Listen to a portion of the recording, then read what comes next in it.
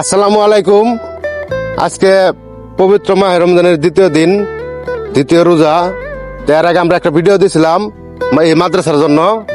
ভিডিওতে অনেকজন এই টাকা পাঠাইছেন। আমরা ইতিমধ্যে আমরা এই যে ইট কিনা হয়ে গেছে, তা আপনারা সকলে দোয়া করবেন। এরপরে আমরা কাঠ কিনবো, কাঠ কেনার পরে সিমেন্ট লাগবে। হুজুর, ইতিমধ্যে ইট পেয়ে গেছে, এখন কি কাঠ কেউ কি দিতে চাইছে কিনা? আপডেট নতুন কিছু জানান আমাদের। আমি শুনতে পেলাম দরিদ্র কল্যাণ ফাউন্ডেশন থেকে কাঠ যত 10 সিফটি কাঠ দিবেন, মানে কাঠ মাদ্রাসা যতটুকু কাঠ লাগবে তারা ততটুকু কাঠ দিয়ে দিবে। হ্যাঁ এরকম 10 সিফটি মতো বলে দিবে বলছে। জি, তো ইহা ছাড়াও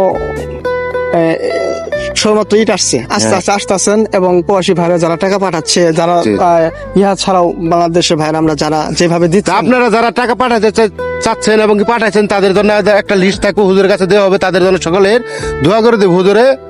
আল্লাহ আর আপনারা তাআলা যারা টাকা পাঠাতে যাচ্ছেন, আমরা আমাদের নাম্বার থাকবে আর এবং হুজুরের নাম্বার দেওয়া থাকবে। যে ভাইরা টাকা দান করছেন, অর্থ সহযোগিতা করতেছেন, আলহামদুলিল্লাহ, সকলকে জাযাকাল্লাহ। আল্লাহ তাআলা আপনাকে দানের উত্তম বদলা দান করুক, এটাই আশা রাখি এবং দোয়া করি।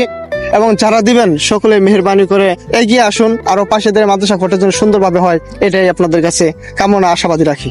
তো আমি একটা কথা বলবো, যারা টাকা পাঠাতে যাচ্ছেন এবং টাকা পাঠাবেন, তারা দেখে শুনে তারপরে টাকা পাঠাবেন। কথা বলে এবং ভিডিও করে দেখে তারপরে টাকা পাঠাবেন, কেউ পত্রে তো হবেন না।